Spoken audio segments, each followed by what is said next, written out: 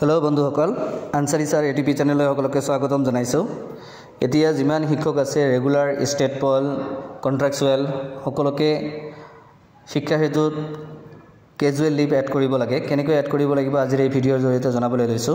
প্ৰথমতে ক্ৰম ব্ৰাউজাৰত গৈ এন্টাৰ ইউজাৰ নেম স্কুলৰ ড্যাশবোৰ্ড লগতে পাসওয়াৰ্ড ডিস্ট্ৰিক্ট আৰু ক্যাপচা দি লগইন কৰিব লাগিব। তাৰ পিছতে ড্যাশবোৰ্ড আহিব। ইয়াত 3 লাইন আছে 3 লাইনত গৈ ক্লিক কৰিব লাগিব।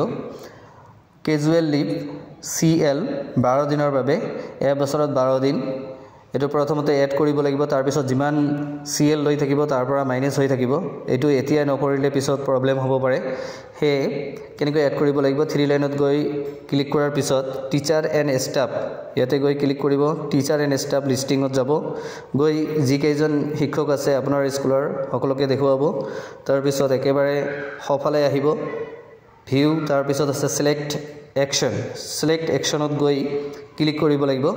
তাতে কেইটামান অপচন দিয়া থাকিব view edit transfer view leave বেলেন্সত গৈ ক্লিক কৰিব লাগিব।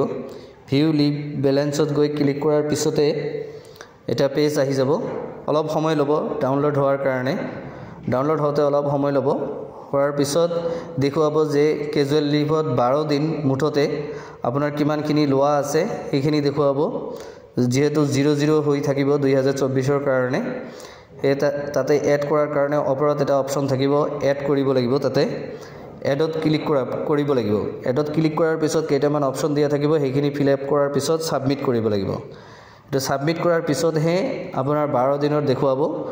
বাৰে বাৰে এটো সাবমিট কৰাৰ প্ৰয়োজন নাই। এবাৰ সাবমিট কৰিলে হল 12 দিন দেখুৱাব। এনেকুৱা পেজ আহিব। এড লিভত অপচন ক্লিক কৰাৰ পিছত সিলেক্ট ক্যালেন্ডাৰ ইয়াৰ তাতে ক্লিক কৰিব 2024 দেখুৱাব।